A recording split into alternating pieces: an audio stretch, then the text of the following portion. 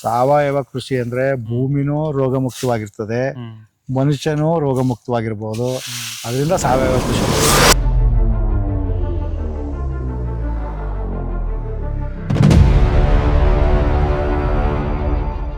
ಪ್ರತಿ 3 ತಿಂಗಳಿಗೆ ಒಂದ್ಸಲಿ ಮೆಣಸಿಗೆ ಮಾತ್ರ ಟ್ರೈಕೋಟರ್ಮಾ ಇದನ್ನೆಲ್ಲ ಆಯಿಲ್ ಮುಖಾಂತರ ಸಿಗುತ್ತೆ ನಮ್ಮ ಮಂಡ್ಯ ವಿಸಿ ಫಾರಂ ಅಲ್ಲಿ.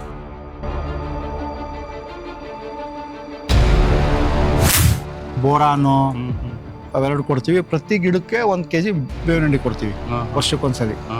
ಅಷ್ಟೇ, ಇನ್ನೇನು ಮಾಡಲ್ಲ. ಬರೀ ಬಾಕಿ ಜೀವಾಮೃತ ಸಾಂಕ್ರಾಮಿಕ ರೋಗ ತಡೆಯಕ್ಕೆ ನಮ್ಗೆ ಗೆದ್ದಿರುತ್ತೋ ಇನ್ನೊಂದಿರುತ್ತೆ ಏನು ಅವೆಲ್ಲ ಅವಾಯ್ಡ್ ಮಾಡಕ್ಕೆ.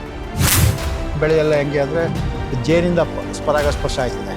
ಇದು ಹಂಗಲ್ಲ, ಹನಿ ನೀರಿಂದನೇ ಒಂದ್ ಎಲೆಯಿಂದ ಒಂದೆಲೆ ಬಿಡ್ಬೇಕಾದ್ರೆ ಪರಾಗಸ್ಪರ್ಶ ಆಗಿ ಫಸಲು ಬರುತ್ತೆ.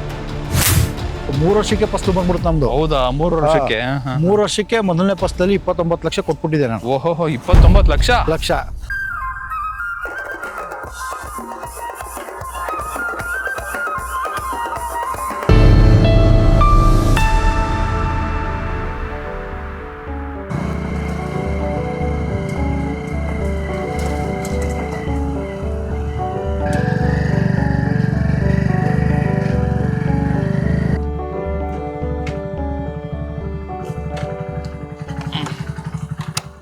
ಸ್ನೇಹಿತರ, ಹಿಂದಿನ ಸಂಚಿಕೆಯಲ್ಲಿ ನಮ್ಮ ಸುರೇಶ್ ಅಣ್ಣ ಅವ್ರದ್ದು ಹೇಮಾವತಿ ಫಾರ್ಮ್ನ ನೋಡಿದ್ರಿ. ಅಲ್ಲಿ ಅವರ ಕಷ್ಟ ನಷ್ಟ, ಬೆಳೆ, ಆದಾಯ ಎಲ್ಲನೂ ತಿಳ್ಕೊಂಡಿದ್ದೀರಾ.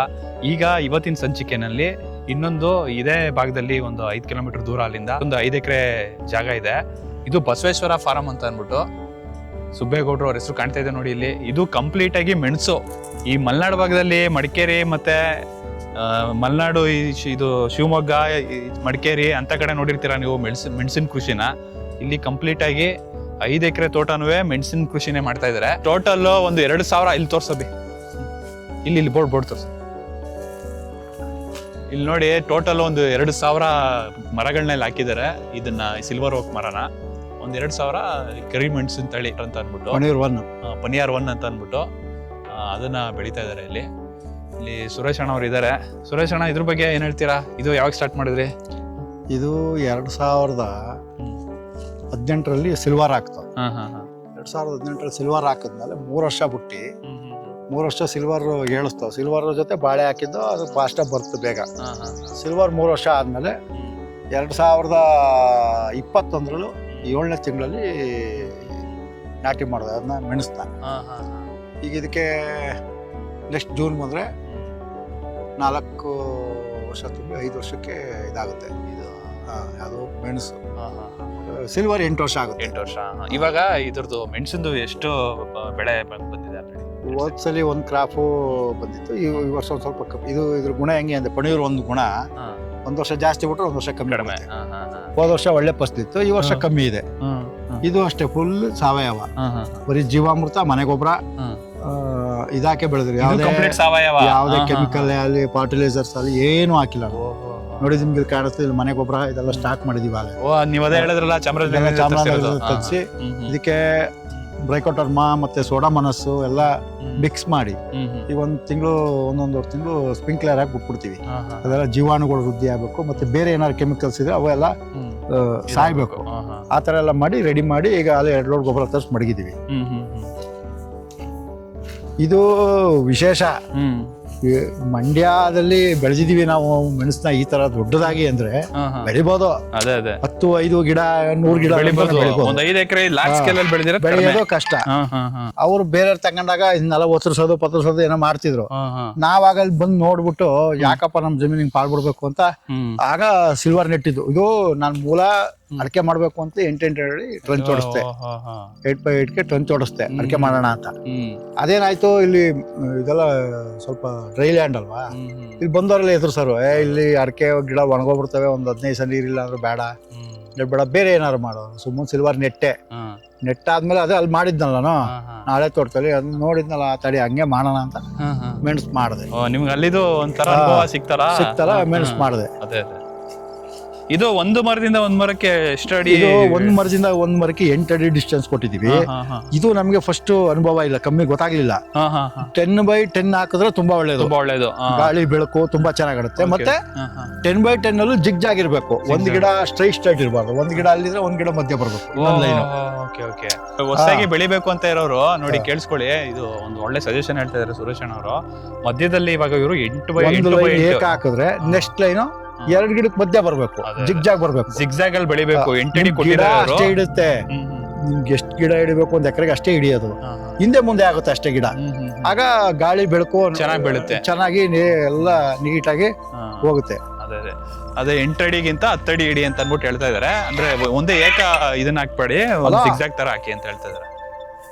ನೋಡಿ ಅದಕ್ಕೆ ಯಾವತ್ತೂ ಒಂದು ಎಕ್ಸ್ಪೆರಿಮೆಂಟ್ ಮಾಡಿದ್ ನಿಮ್ಗೆ ಅಲ್ಲಿ ಸಕ್ಸಸ್ ಆಗಿದ್ದ ಒಂದು 2 ಮರ ಫಸ್ಟ್ ನೆಟ್ಟಿ ನೋಡ್ಬೇಕು. ಅದೇ ಹೇಳಿದ್ನಲ್ಲ ಸರ್, ತಾಳ್ಮೆ ಇರ್ಬೇಕು. ನೀವ್ ಏನ್ ಮಾಡ್ಬೇಕು, ಈಗ ಮೆಣಸು 5 ವರ್ಷ ಏಳ್ಸ್ಬೇಕು, ನಾವ್ ಎಷ್ಟು ಅದೇ 4-5 ವರ್ಷ ಇನ್ವೆಸ್ಟ್ ಮಾಡಿ ಇಲ್ಲಿ ಹೋಗದ ಜೀವಾಮೃತ ತೊಟ್ಟಿ ನೋಡ್ಬೇಕು.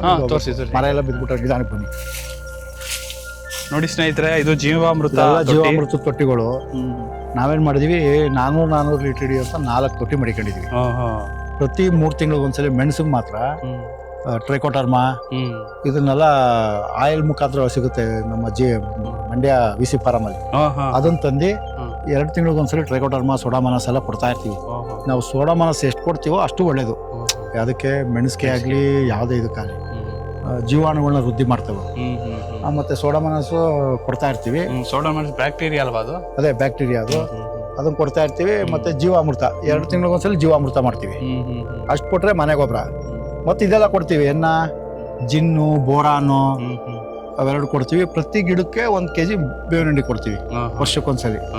ಅಷ್ಟೇ, ಇನ್ನೇನು ಮಾಡಲ್ಲ. ಬರೀ ಬಾಕಿ ಜೀವಾಮೃತ. ಅದೇ ಸಾಂಕ್ರಾಮಿಕ ರೋಗ ತಡೆಯಕ್ಕೆ ನಮ್ಗೆ ಗೆದ್ಲಿರುತ್ತೋ ಇನ್ನೊಂದಿರುತ್ತೋ ಏನು ಅವೆಲ್ಲ ಅವಾಯ್ಡ್ ಮಾಡಕ್ಕೆ ಅದೊಂದು ಮಾಡ್ತೀವಿ. ಪ್ರತಿ ಗಿಡಕ್ಕೂ 1 kg ಬೇವಿನ ಹಿಂಡಿ, ಜಿನ್ ಸಲ್ಫೇಟು, ಬೋರಾನು ಮತ್ತೆ ಮನೆ ಗೊಬ್ಬರ. ಮಿಕ್ಕಿದ್ದೆಲ್ಲ ಆಯಿಲ್ ರೂಪದಲ್ಲಿ ಇದ್ರಲ್ಲಿ ಕೊಟ್ಬಿಡ್ತೀವಿ. ನೋಡಿ ವಯಸ್ಸಾಯ್ತಾ ಒಣಗಿ ಉಳಿರ್ತವೆ. ಮತ್ತೆ ಹೊಸ ಚಿಗುರು ಬರ್ತಾ ಇರ್ತದೆ. ಇದ್ರಲ್ಲ ನೋಡಿ ಈಗೆಲ್ಲ ನೆಕ್ಸ್ಟ್ ಇಲ್ಲೆಲ್ಲ ಬಂದ್ಬಿಡ್ತು ಚಿಗುರು.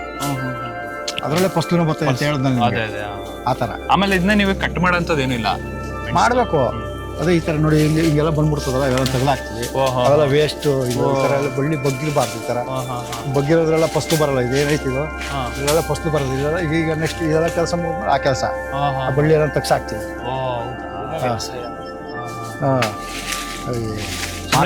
ಬಿಟ್ಬಿಡೋದಲ್ಲ, ತುಂಬಾ ಕೆಲಸ. ಇದೆಲ್ಲ ತೆಗಿಬೇಕು. ಇದನ್ನ ಈ ಬಳ್ಳಿಯಿಂದ ಸುಮ್ಮನೆ ರೂಟ್ ಆಹಾರನ ತಿನ್ಕೋತಾವೆ ಹೊರತು ಅದರಿಂದ ಏನು ಉಪಯೋಗ ಇಲ್ಲ ನಮ್ಗೆ.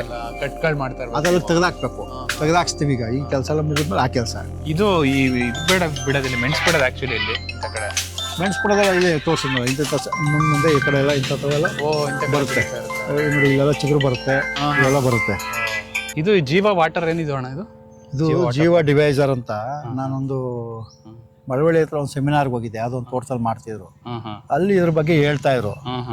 ಅವರೆಲ್ಲ ನೋಡ್ಬಿಟ್ಟು ನಾನು ಹಾಕ್ಸ್ ನೋಡೋಣ ಅಂತ ಹಾಕ್ಸ್ದೆ. ನಿಮ್ಗೆ ತೋರಿಸ್ತೀನಿ ಅದನ್ನ.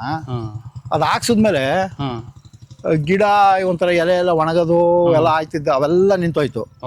ಅವ್ರು ಹೇಳೋದೇನು ಅಂದ್ರೆ ಗಿಡಕ್ಕೆ ಏನು ಬೇಕೋ ಅದನ್ನ ಇದೇ ಇದ್ ಮಾಡಿ ಕಳಿಸ್ತದೆ ನೀರ್ನ ಅಂತ ಹೇಳ್ತಾರೆ. ನನಗೂ ಸರಿಯಾಗಿ ಇದಿಲ್ಲ ಒಟ್ಟಲ್ಲಿ. ಅದೇ ಅಲ್ಲೇ ಹಾಕಿದ್ರೆ ಪೈಲಟ್ ಯೋಜನೆ ಅಂತ ಅನ್ಬಿಟ್ಟು, ಅಂದ್ರೆ ಇನ್ನೂ ಟ್ರಯಲ್ ಇದ್ ಮಾಡ್ತಾ ಇದಾರೆ ಅವರು. ಆಗಲ್ಲ. ನೆನ್ನೆ ಕಟ್ಟಿದ್ರಾ? ಅದು ಯಾರೋ ಬಿಚ್ಚಿಗೆ ಮೊನ್ನೆ ಬಂದಿದ್ರು, ಯಾರೋ ನೋಡಕ್ ಬಂದಿದ್ರಂತೆ.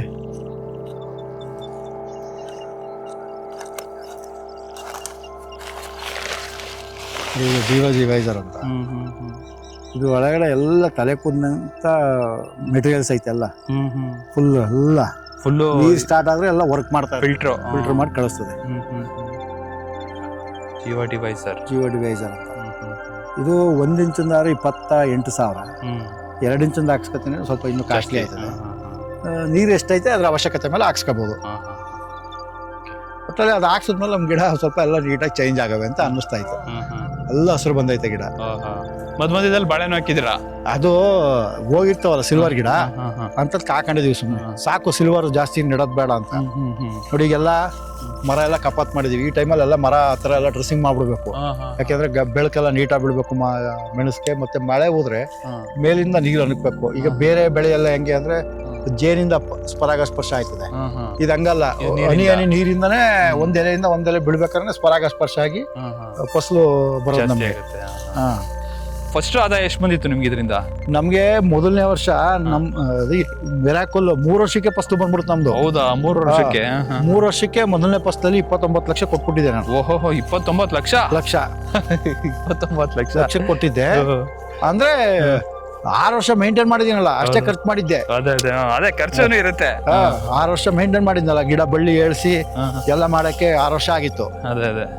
ಅದರಿಂದ ನೆಕ್ಸ್ಟ್ ಈಗ ಕುಯ್ದಿರೋ ಫಸ್ಟ್ ಒಂದು 7 ಟನ್ ಹಸಿ ಮೆಣಸಾಗಿತ್ತು.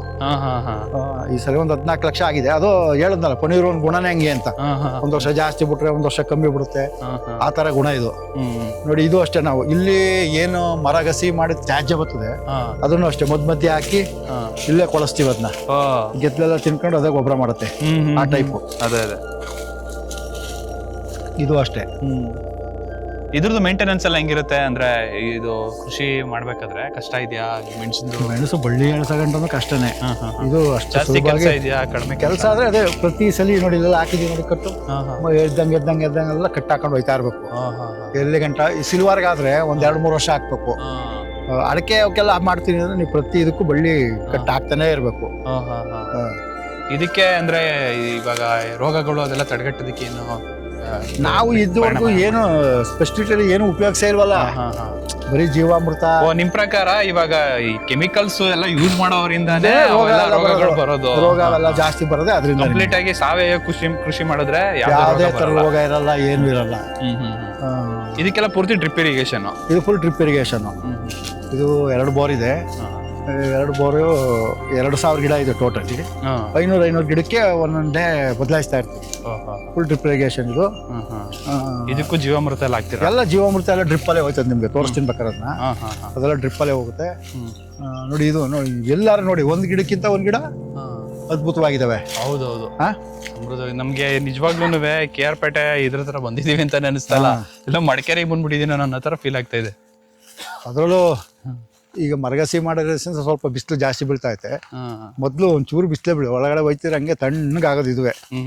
ಆತರ 3.5 ಎಕರೆಲ್ಲೇ ನಮ್ಗೆ ಒಂದ್ ವರ್ಷಕ್ಕೆ ಮಿನಿಮಮ್ 30 ಲಕ್ಷ ಗ್ಯಾರಂಟಿ ಬರ್ತಾ ಇದೆ ಈಗ ಸದ್ಯಕ್ಕೆ. 3.5 ಎಕರೆಗೆ.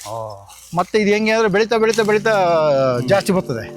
ಹೌದೌದು. ಗಿಡ ಇನ್ಕ್ರೀಸ್ ಆಯ್ತಾ ಆದಾಯನೂ ಜಾಸ್ತಿ ಆಗುತ್ತೆ. ಈಗ ಹೋದ ವರ್ಷ ಏನ್ ಮಾಡಿದ್ವು, 1 ಲೋಡ್ ಗೊಬ್ಬರ ಹಾಕ್ಸಿದ್ವು, ಈ ಸಲ 2 ಲೋಡ್ ಗೊಬ್ಬರ ತರಿಸಿದೀವಿ. ಈ ತರ ನಾವ್ ಯಾವ ತ್ಯಾಜ್ಯನ ಹೊರಗಡೆ ಹಾಕಲ್ಲ, ಏನಿಲ್ಲ. ನೋಡಿ ನೀವು ಯಾವ ಗಿಡ ನೋಡಿ, ಒಂದು ಗಿಡಕ್ಕಿಂತ ಒಂದ್ ಗಿಡ ಅದ್ಭುತ. 2000 ಗಿಡನೂ ಹಿಂಗೆ ಇವೆ. ನಿಮಗೆ ವರ್ಷಕ್ಕೆ ಎಷ್ಟು ಖರ್ಚು ಬೀಳುತ್ತೆ ಅಣ್ಣ ಇದು? ಇದು ಮಿನಿಮಮ್ ಒಂದು 5-6 ಲಕ್ಷ ಖರ್ಚು ಬರ್ತೇವೆ ವರ್ಷಕ್ಕೆ. ಇದು 4 ಎಕರೆ ಮೇಂಟೈನ್ ಮಾಡೋದು. ಆಳು ಮತ್ತೆ ಗೊಬ್ಬರ ಬೇರೆ ಖರ್ಚೆಲ್ಲ ಬರ್ತದಲ್ಲ, ಎಲ್ಲ 4-5 ಲಕ್ಷ ಅಂತೂ ಮಿನಿಮಮ್ ಖರ್ಚು ಆಗೇ ಆಯ್ತದೆ. ಇವಾಗ ಈ ಮೆಣಸು ಬೆಳಿತೀವಿ ಅಂತಂದ್ರೆ ಅದಕ್ಕೆ ಏನು ಯೋಜನೆ ಏನು ಮಾಡಿಲ್ವಾ? ಈಗೇನಪ್ಪ ಕೊಡ್ತಾವ್ರಂತೆ ಸರ್ಕಾರದಲ್ಲಿ ಮೆಣಸು ಬೆಳೆಗೆ ಮಾಡೋರಿಗೆ. ನಾವ್ ಮಾಡೋದಾಗ ಏನು ಇರ್ಲಿಲ್ಲ. ನಾನು ಹೇಳಿದ್ನಲ್ಲ, ಸರ್ಕಾರ ನಮ್ಕೊಂಡು ಏನು ಮಾಡಕ್ಕಾಗಲ್ಲ, ನಾವೇ ಮಾಡ್ಕೋಬೇಕು. ರೈತ ಸರ್ಕಾರ ಬಂದ್ರು ಅಷ್ಟೇ ಏನ್ ಮಾಡ್ತಾರೆ ಮಾಡ್ತೀವಿ ಅಂತಾರೆ ಅಷ್ಟೇ, ಏನು ಸವಲತ್ತು ಸಿಗಲ್ಲ, ಬರೀ ಭರವಸೆ. ಅಧಿಕಾರಿಗಳು ಅಷ್ಟೇ, ಅವ್ರು ಏನು ಮಾಡಿಲ್ಲ, ನಾವ್ ಮಾಡಿದ್ವಿ ಹೋಗಿ ನೋಡಿ ಎಲ್ಲಿ ಅಂತ ಕಳಿಸ್ತಾರೆ ಅಷ್ಟೇ. ಬಂದಿರೋರಿಗೆ ನೋಡಿ, ನೀವು ಕಷ್ಟಪಟ್ಟು ಬೆಳೆದಿರೋದು ಹೆಸರು ಕ್ರೆಡಿಟ್ ಅವ್ರು ತಗೊಬಿಡೋದು, ನಾವ್ ಮಾಡಿದೀವಿ ನೋಡಿ ಎಲ್ಲ ಆ ತರ ಬೆಳೆದವ್ರೆ ಮೆಣಸು, ಈ ತರ ಬೆಳೆದ. ಮೊನ್ನೆ ನಾನು ಸ್ಪೈಸ್ ಪೌಡರ್ ಮಡಿಕೇರಿ ಒಂದು ಟ್ರೈನಿಂಗ್ ಹೋಗಿದ್ದೆ. ಅದು ಅಷ್ಟೇ, ಅಲ್ಲೇ ರೈತನೇ ವಿಜ್ಞಾನಿ ಆಗ್ಬೇಕು ಹೊರತು ಆ ವಿಜ್ಞಾನಿ ತಾವ್ ಏನು ಕೇಳಂಗಿರ್ಬಾರ್ದು. ಅವರೆಲ್ಲ ನಿಮ್ಗೆ ಎನ್ಕರೇಜ್ ಮಾಡಲ್ವಾ ಈ ತರ ಕೆಮಿಕಲ್ ಹಾಕಿ ಆ ಥರದ್ ಹಾಕಿ ಕೆಮಿಕಲ್ ಹಾಕಿ ಅಂತ ಹೇಳ್ತಾರೆ. ನಾವೇನು ಮಾಡೋದೇ, ನಾವೆಲ್ಲ ಬರೀ ಜೀವಾಮೃತ, ಮನೆ ಗೊಬ್ಬರ ಈ ತರದಲ್ಲೇ ಮೇಂಟೈನ್ ಮಾಡ್ಬೇಕು ಅಂತ ಮಾಡ್ತಾ ಇದೀವಲ್ಲ. ಇವಾಗ ಸಾವಯವ ಕೃಷಿ ಮಾಡೋರಿಗೆ ನೀವು ಏನು ಸಜೆಷನ್ ಕೊಡ್ತೀರಾ? ಸಾವಯವ ಕೃಷಿ ಅಂದ್ರೆ ಭೂಮಿನೂ ರೋಗಮುಕ್ತವಾಗಿರ್ತದೆ, ಮನುಷ್ಯನೂ ರೋಗಮುಕ್ತವಾಗಿರ್ಬೋದು. ಅದರಿಂದ ಸಾವಯವ ಕೃಷಿ ಮಾಡ್ಬೇಕು. ಈಗ ಭೂಮಿಗೆ ಕೆಮಿಕಲ್ ಹಾಕಿದ್ರೆ ಭೂಮಿನೂ ಬರಡಾಯ್ತಾ ಇರ್ತದೆ, ಒಳಗಡೆ ಇರುವಂತ ಜೀವಾಣುಗಳು ಸಾಯ್ತಾ ಇರ್ತವೆ.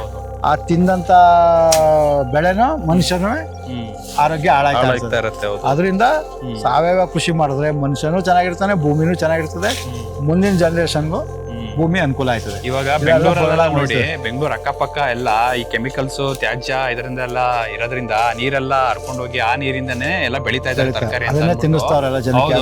ನೀವು ಅಷ್ಟೇ ಬರೀ ಸಾಂಪ್ರದಾಯಿಕ ಒಂದೇ ತರ ಬೆಳೆನ ಬೆಳ್ಕೊಂಡು ಇದನ್ನ ಮಾಡೋ ಬದಲು ಈ ತರ ಸ್ವಲ್ಪ 4 ಜನ ಈ ಥರ ಮಾದರಿ ಕೃಷಿಕರನ್ನ ಭೇಟಿ ಮಾಡಿ ಅವ್ರ ಹತ್ರ ಇನ್ಪುಟ್ಸ್ನ ತಗೊಂಡು ಈ ಥರ ನಿಮ್ಮ ಆದಾಯನ ಹೆಚ್ಚಿಗೆ ಮಾಡ್ಕೊಳ್ಳಿ ಅಂತ ಹೇಳ್ತಾ ಈ ವಿಡಿಯೋನ ಇಲ್ಲಿಗೆ ಎಂಡ್ ಮಾಡ್ತಾ ಇದ್ದೀನಿ. ನೀವು ಇನ್ನೂ ನಮ್ಮ ಚಾನಲ್ನ ಸಬ್ಸ್ಕ್ರೈಬ್ ಮಾಡಿಲ್ಲ ಅಂದರೆ ಕೂಡಲೇ ಸಬ್ಸ್ಕ್ರೈಬ್ ಮಾಡಿ ಹಾಗೂ ಬೆಲ್ಲೈಕನ್ನ ಕ್ಲಿಕ್ ಮಾಡಿ ಅಂತ ಹೇಳ್ತಾ ಈ ವಿಡಿಯೋನ ಇಲ್ಲಿಗೆ ಎಂಡ್ ಮಾಡ್ತಾ ಇದ್ದೀನಿ. ಧನ್ಯವಾದಗಳು. ಕನ್ನಡದ ಮಾತು ಚೆನ್ನ, ಕನ್ನಡದ ನೆಲ ಚೆನ್ನ, ಕನ್ನಡಿಗರ ಮನಸ್ಸು ಚಿನ್ನ.